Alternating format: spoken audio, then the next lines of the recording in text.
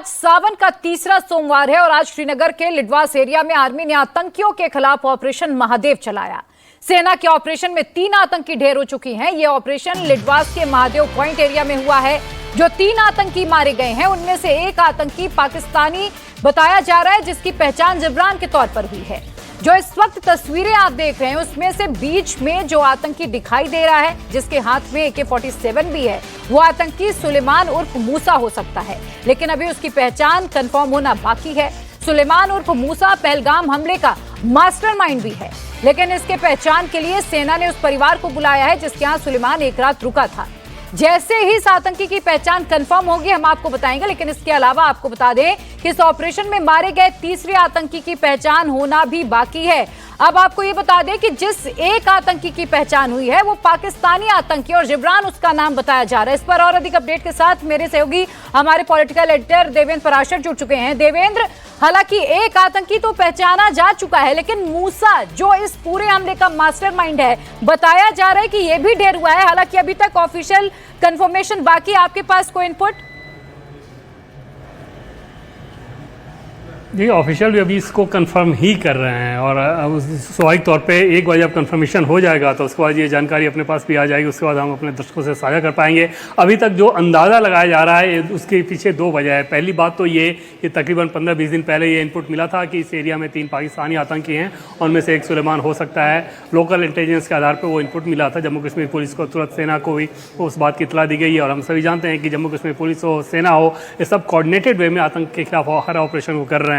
तो उस लिहाज से पिछले 15 दिनों से सघन सर्च ऑपरेशन चलाया गया और उसके बाद जो 3 आतंकियों को आज मार गिराया गया है, उनमें से एक का जो चेहरा है सुलेमान का जो स्केच है उससे मैच करता है। यानी सुलेमान के बारे में जो जानकारी मिली थी पहलगाम हमले के बाद और उसके आधार पर जो एक स्केच जारी किया गया था, बहुत कुछ इस आतंकी से उसका चेहरा मिलता है, लेकिन इतना ही काफ़ी नहीं हो सकता है। और उस लिहाज से उन गुर्जर परिवार के लोगों को बुलाया गया है जिनका इस्तेमाल शेल्टर के लिए सुलेमान और उसके ग्रुप ने किया था, ताकि वो पहचान कर सके कि हाँ ये वही शख्स है। अगर सुलेमान हुआ तो निश्चित तौर पे एक बड़ा कैच इस लिहाज से होगा कि पाकिस्तान का पूर्व कमांडो है, LET के लिए काम कर रहा है और जम्मू कश्मीर में कई आतंकी हमलों को तो पहले अंजाम दे चुका था 3 से 4, और पिछला पहलगाम हमले का मुख्य मास्टरमाइंड और इतनी दुर्दांत आतंकी घटना, और उसके बाद समझा जा सकता है कि सुरक्षा बलों के प्रमुख निशाने पे सुलेमान उर्फ मूसा उर्फ फौजी, ये अलग अलग नाम बदलते रहते हैं। वहाँ के जो भी आतंकियों को देखें आप, पाकिस्तानियों के नाम, वो कई सारे नाम रखते हैं और उस नाम से छद्म नाम को रखकर, छद्म वेश को रखकर वो आतंकी गतिविधियों को अंजाम देने में यकीन करते हैं। और उस लिहाज से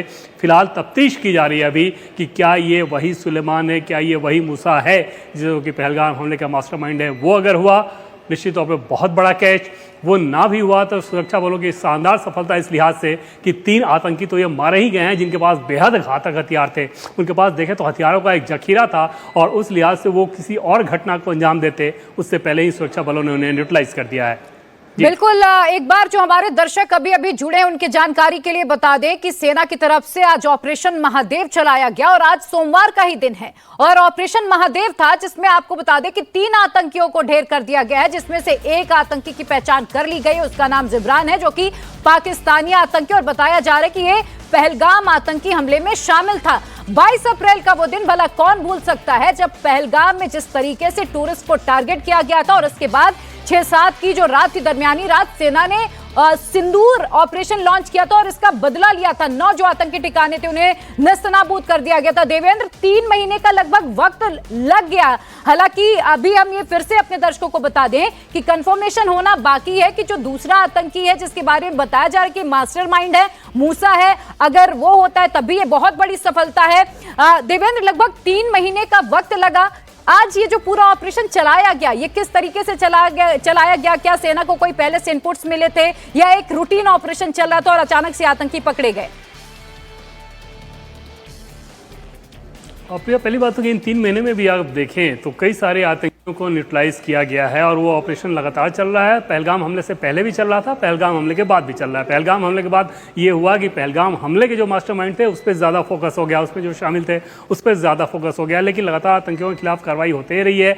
जम्मू कश्मीर के इस दुर्गम भौगोलिक इलाके को देखें तो उसमें आपको ये समझ में आएगा कि इन 3 महीनों का कोई बहुत मतलब नहीं रह जाता, इस लिहाज से कि एक तो भौगोलिक तौर पर बेहद दुर्गम इलाका है, कई किलोमीटर में फैले घने जंगल, नदी, पहाड़, नेचुरल केव्स इतने बने बने हुए हैं और ये आतंकी वैसे होते हैं जो कि कई कई दिन वो रह सकें और उस तरह के ट्रेंड आतंकी होते हैं। और पाकिस्तान की फौज का पूर्व कमांडो अगर आतंकी के तौर पे जम्मू कश्मीर में आतंकी घटना को अंजाम दे रहा है, जो कि सुलेमान दे रहा है, तो समझा जा सकता है कि वक्त उसके लिए कोई ऐसी चीज नहीं है। बिल्कुल, और बहुत बार ऐसे मौके भी आए जब आतंकियों के बेहद करीब हमारी सेना पहुंची, लेकिन जो लोकल सपोर्ट है, जो ओवरग्राउंड वर्कर से बताया जा रहा था कि वो मदद कर देते थे और आतंकी फरार हो जाते थे, कामयाब हो जाते थे भागने में। बहुत शुक्रिया देवेंद्र आपका तमाम जानकारी के लिए।